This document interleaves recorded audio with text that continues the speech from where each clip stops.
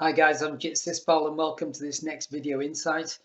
Today we're going to get a view from Mark Daley, who's Director of Digital Strategy at Epsilon Telecom. So as you'll recall, in the previous session we had Peter Dutton, who gave us a great perspective of global business development. Mark's going to talk to us today about what's going on in the world of digital strategy, the changing landscape from a product perspective. And again, remember, the objective of these videos is to give you perspectives that will enable you to be the best that you can be in whatever commercial role that you're fulfilling today in the industry. Hope you enjoy it. Look forward to catching up soon. Hi, Jet, and everybody watching. My name is Mark Daley. I work at a company called Epsilon Telecom, telecommunications. My role is digital strategy, but it's really about new. So it's around looking for new opportunities, new revenue streams, new technologies, new products, new geographies, new partners, anything that we really should consider in terms of how we evolve and go forward in what is a really innovative and changing daily marketplace. Fundamentally, Mark, in terms of the products and marketing within the industry, how do you think that's changed over your career? Yeah, it's a good question. It's changed a lot. I go back 33 years now in telecommunications, a long time, pretty old now. But when I started, really, my initial focus was product. I joined an Australian company that both you and I know very well, called Telstra, and eventually moved into product. And from the beginning there, where we were focused very much on networking, of course, and platforms, and that stays the same today, but the type of networking and type of platforms and how we expose that and who we expose that to is completely changed since my early days. And we can talk. I very much focused on voice in the time, and working with the builders and deploying IN platforms, intelligent network platforms, which were originally a kind of a first form of telecoms programmability. What we find now, if we focus this conversation today on data networking, is that the technologies we used to have, like X25 and frame relay and stuff, have really converted into enablement layers for the internet, for content, and for data. And how they're presented has changed a lot. And what we focus on now, and what I see that we focus on now, we need to focus on now, is that they adjust solutions, components, and our customers who procure those types of services now are thinking much more in terms of cloud-orientated structure and solution management.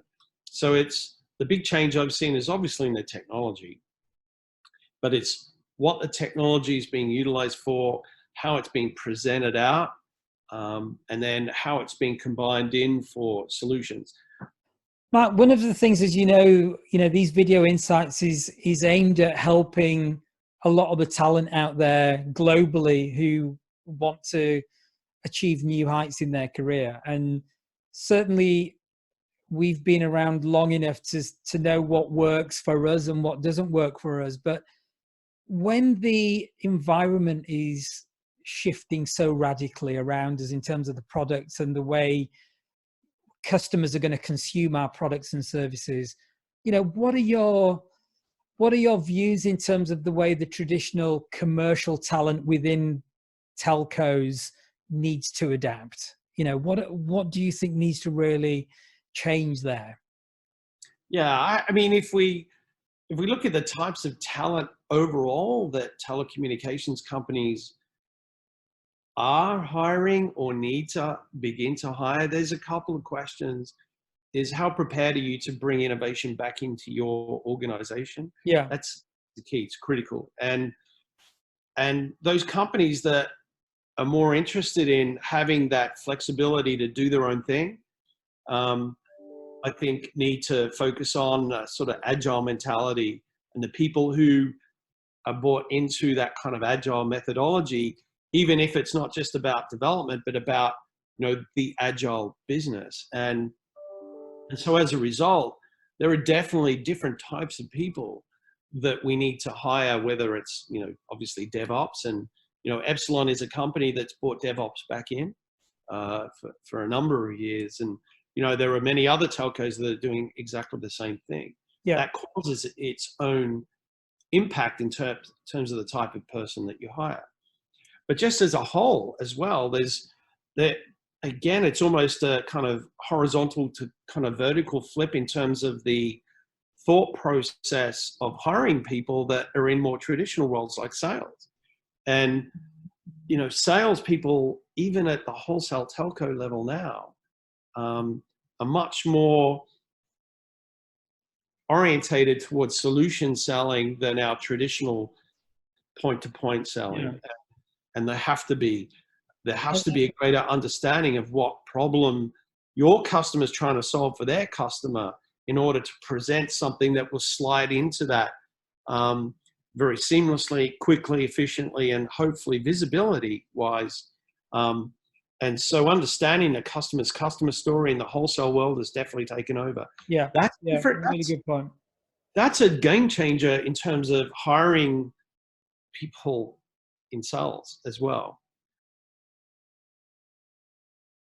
It's really awesome to be in our industry right now because it is in the midst. In reality, we're pivoting. You know, we're pivoting from a flat horizontal, we're all the same kind of carriers, mobile operators. We're pivoting now to think vertically. We have to think vertically in terms of what we do. Yeah, and I think that transition, again, the traditional model of how you budget and forecast and deliver the results, you know, the industry was always, and probably still largely is, annuity based. You know, there's those annuity revenue streams that you can't get away from. And what you're describing here is a fundamental shift in the way we record revenues and build our value to our customers. But think about this. What I'm now doing is monetizing a service that I couldn't have monetized before. Yeah. I couldn't have sold a dedicated connection for a 3-day disaster recovery backup in the past because I would have made that company or asked that company to pay for a 12-month contract. Now I've just monetized something I've never monetized before because they would have said, oh, okay, we'll do it over the internet, but, you know, we'll have to allocate 2 weeks to do that because of the size and density of the data. Yeah. But now we've monetized something we haven't done before. So a lot of people think of, okay, I'm losing that guarantee of revenue in the sense of long-term contracts, but I'm also monetizing stuff I've never monetized before. Yeah. Yeah. What's your sense of the importance of APIs and just where we are as an industry in, you know, and what the future holds in terms of the API element? Excellent question. And as far as I'm concerned, and certainly the Epsilon position is that APIs are a almost mandatory strategic approach to how we present our services. Most kids these days, and I love this attitude, and I'm trying to instill it in our sort of sales development reps, is keep your focus on the mission. Your mission is to do something. Don't start creating the mission as I want to build something better than a CRM system that exists already. Use that as a tool to get to your mission. And just having that kind of mentality, I think, helps a lot.